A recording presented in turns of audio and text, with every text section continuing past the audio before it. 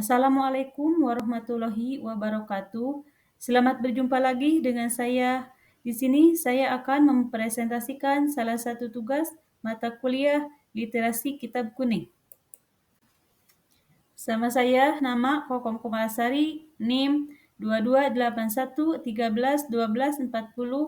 kelas A25, semester 4. Baiklah, di sini saya akan menjawab soal-soal UAS tersebut.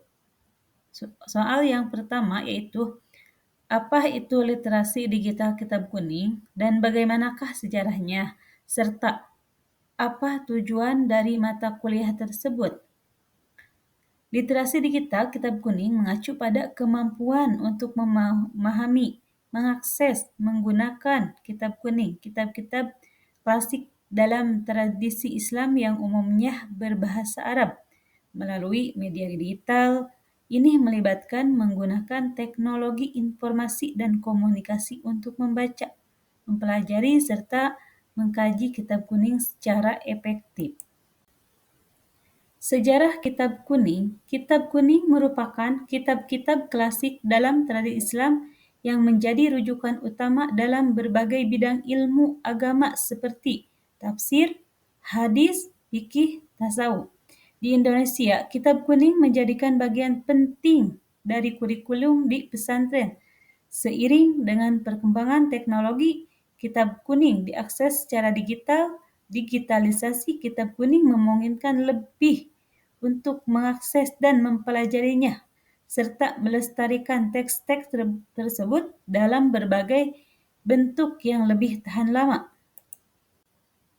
Tujuan mata kuliah literasi kitab kuning yaitu, yang pertama, memahami dan menghargai warisan Islam. Yang kedua, kemampuan teknologi. Ketiga, keterampilan riset. Keempat, pelestarian budaya. Kelima, kritis dan analitis. Dan pengertiannya sudah ada tertera di sini. Soal yang kedua yaitu, jelaskan bagaimana proses perjalanan dari pesan man arafa nafsahu faqad arafa rabbahu. Ada apa dengan diri manusia dan apa yang harus dikenali di dalam diri manusia? Nah, penjelasannya seperti ini. Man arafa nafsahu faqad arafa rabbahu itu adalah sebuah ungkapan dalam bahasa Arab yang berarti barang siapa yang mengenal dirinya, maka ia akan mengenal Tuhannya. Ungkapan ini mengandung pada pesan mendalam tentang pentingnya self-awareness, kesadaran diri sebagai jalan untuk mengenal Tuhan. Proses perjalanan tersebut, yang pertama, kesadaran diri. Yang kedua ada pencarian jati diri. Yang ketiga ada pemahaman tentang hubungan dengan Tuhan.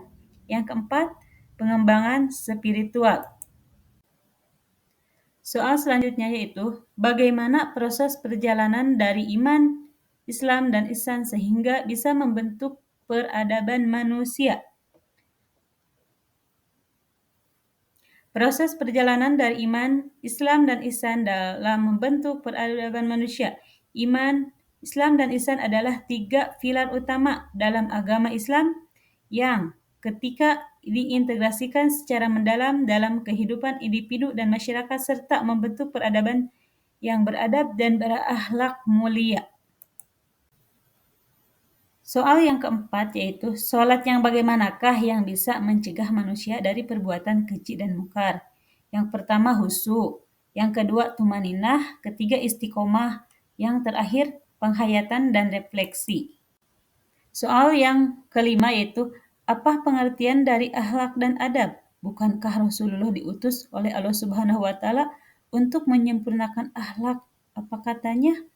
Antara akhlak dan adab dan bagaimana ruang lingkup keduanya. Akhlak dan adab.